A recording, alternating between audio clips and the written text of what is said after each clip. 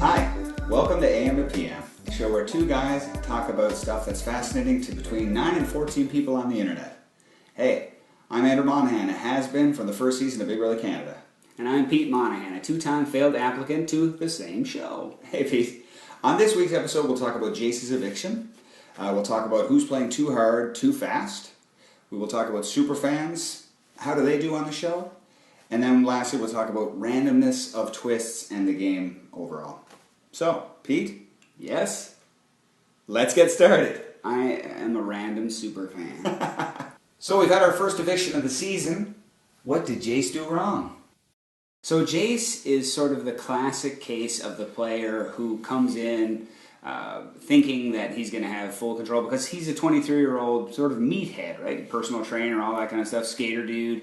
He thinks, I'm just going to come in and take over every situation like I probably do in my normal life, but Big Brother isn't normal life. You can't come in and just start every conversation trying to get the upper hand. Yeah. I noticed, he was the guy saying, hey, let's sit down and introduce ourselves, brah.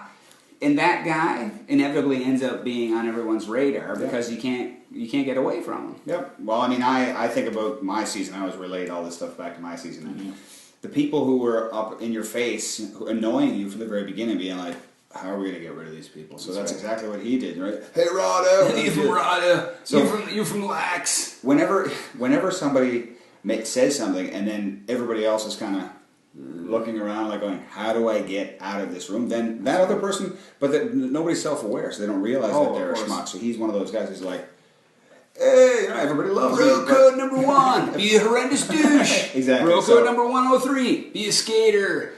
And everything in between, be a douche. Exactly. So exactly. He just has no idea, no self-awareness that, hey, and Austin actually was like, hey man, do you realize that you're annoying people? Yeah. So obviously that was done way too late, and the first impressions obviously are there for a reason. And once you've made that bad first impression, it doesn't matter. You're like, hey, I don't like you. Yeah. And well, plus you can't get over that. Some of the stuff that they didn't show was he was a horrendous bully to Steve. Steve really wanted to keep him, but what they didn't show, and those of you who watch the live feeds, spoilers. He was saying, hey man, I was there for you. I was standing up for you, and you stabbed me in the back, and you're creeping around. It's kind of like a couple other things I thought when I watched it was immediately he gets backdoored. He goes to James and says, "Why'd you do that to me?" Who cares? It's over. The HOH has nothing to do with it. He doesn't even have a split vote. Yeah, but that's just who he is in his life. Yeah, of course. If somebody does you wrong, well then you got to go up and face and going to say, Steve, a guy who's there rooting for him, a waste of time and effort, and it didn't pan out. Yeah, but probably because he's a moron, obviously. So later, skater.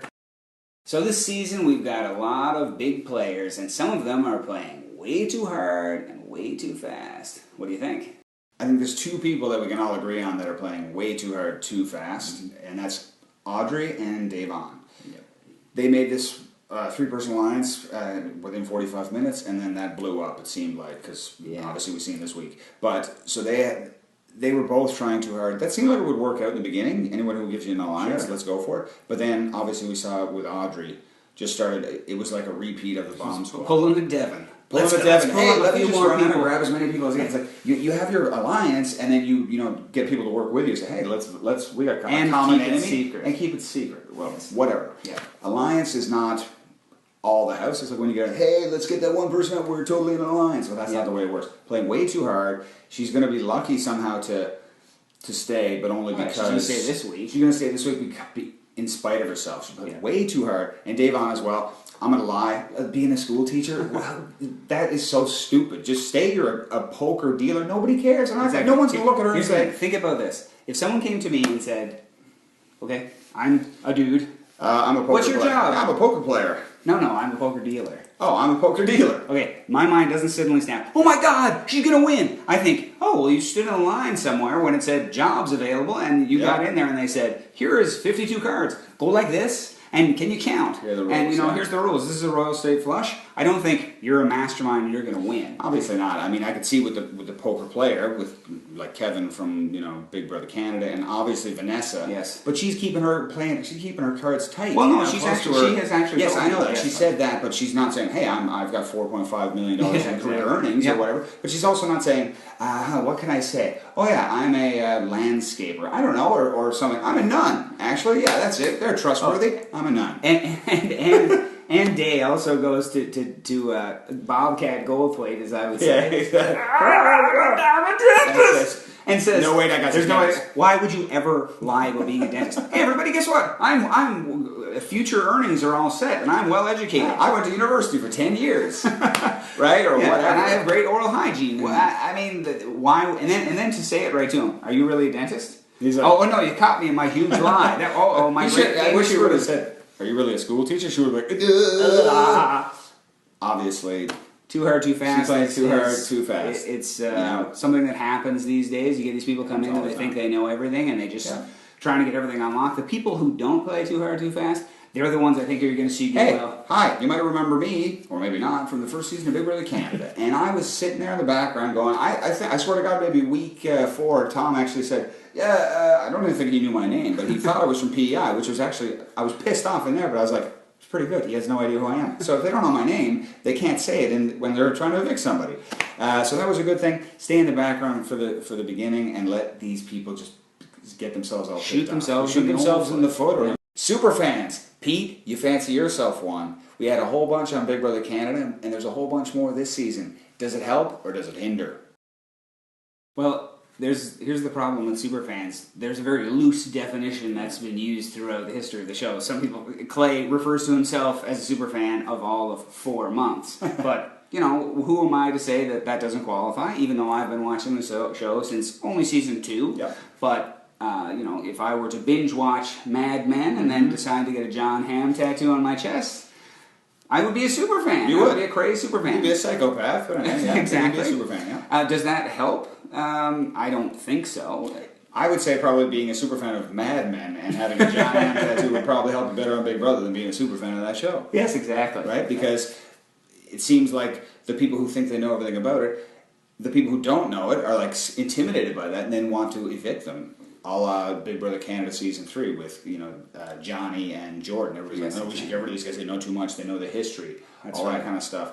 So I don't think it helps. Well, it doesn't help when you go in and you say, like, hey, man, like, you and I want to make lunch. Did you know that Jeff misspelled technotronics? Exactly. Dr. Will does dermatology. I'm going to shave all of the hair off of my body. That doesn't help you. No, it doesn't. But, being a super fan of anything else, yeah, you can be a super fan, like I said. But does it help in the game? I don't think it does. It might. I think you said this before. It might help with knowing, what's happened in the history of the game. I have a history degree. It's if you know the history, then hopefully you're not doomed to repeat it. That's what we would say, right? Yeah. So if you go in and say, hey, we're really good. I will volunteer for my teammate, for my alliance mate, and then we'll get rid of the other person. Jordan, you know how that works out, right? Exactly. So knowing things like that is good. Knowing that Eric Stein had pierced nipples, and that they switched from PB&J to Slop in season 11. Yeah, or the fact that there was a twin twist in season 5 and it was great, or it wasn't great, is not going to help you. Do you think? I mean, for one thing, Liz was probably around 4 years old when that came on. Actually, more like 11 years old. So it doesn't matter. That's not going to help because you're not them. So knowing all that, it doesn't. But wait now. You still should be casting superfans on the show, right? Well, you should always have a show. The superfan should be fill in one sort of demographic of the superfan. That's right. They should also be very attractive, of course, and an old person. Okay. Someone's going to be lucky caller 7. Do you think that'll be random? They may make it seem like it's random, but they want you to go to certain places. So they're going to say, at this moment, we need that person to be in the pantry. Hey, and we're going to do a twist with Andrew. It's not a twist, but, we're going to have a task for Andrew, so we need him to be in the pantry. So they're going to make me go to the pantry to answer the phone. So obviously with this twist with, the 7th person, be the lucky 7th caller from Kathy Griffin to pick up the phone and screw up somebody's life or whatever. You have a twist of 3 votes. So some dude's just sitting there with the button. Watch this. Hey, it's not really the way it is. Like there's nobody in the room. I don't think it's going to be Jackie. Who's Jackie? The girl from The Amazing Race. Yes. Or Bobcat is probably not going to be him. Probably not going to be. It's going to be a select few. It's going to be Audrey. I think it's going to be Audrey because then that sort of gives her that power, like exactly. Or, in saying I'm going to screw over Dave even more, and then because they can use that to their advantage. They can say it looks like something's going to happen. Yeah. What are they going to do with those secret 3 votes? Yeah. There's nothing random like I mean when we're talking, we're not just talking about twists. We're talking about the whole thing. They might say, we've got all of the competitions set out for the whole season, and I don't believe that at all. If they think that someone's going to go home who is a physical threat, well, it's going to somehow magically be an endurance competition for Rachel. You know what I mean, to stay, or randomly they decided to switch the duos twist back into place for Jordan and Rachel. I mean that was they may have said they had that in their back pocket. Yeah. And they say that, but or like when Gary came back on my season, I know everybody still thinks I'm bitter. Yeah, I probably am. Of course. I am. It was just we had that planned all the time. It's like, but maybe the competition was changed and they were going to be hanging on a rope like they did for Cindy with an S. But instead, when it was Gary, you go, hey, what's a really easy way to get him back? We'll call it a vote, and then I think that season. I don't know that was random because I always think. That was a safeguard for them to ensure that a fan favorite would come back. Yeah, absolutely. It happened to be that Gary was evicted. Yeah. If Gary had stayed or had gone first, and someone else, Peter or Emmett or whoever was still there, they would have come back in the game, helping the long-term health of the game. Yeah. But there's nothing random about Big Brother, except for maybe when Alec went to look for a pair of underwears, and they're dirty. Now it's time for everyone's favorite segment, the Douchebag of the Week. I had a real struggle. Jace, I had his name inscribed on the trophy, but then he came out of the house, did a lovely little Indiana Jones barrel roll, and then he stole all of our hearts by saying how much he loved everyone and how sorry he was and how great it was that Audrey's helping the transgender community. He was an absolute saint. So, the Douchebag of the Week goes to the Emperor of Douche. You know who it is. It's Alec Beal. You're still a giant douchebag. So that wraps up another episode of AM to PM. Our third show. Hopefully you liked it. If you didn't, well, no one cares. Because there's only... Sorry about that. Yeah, exactly. Can we get that edited, please? Thanks everybody watching. Hope you're enjoying the season. It's hot as hell in this room. It is. Thanks to everybody, all of our regular favorites, onlineBigBrother.com. Go to them, read their feeds. Everybody else, Hamster Watch, Big Brother Buzz. You guys are great. Thanks for watching. Talking Big Brother, talking Big Brother, talking Big Brother.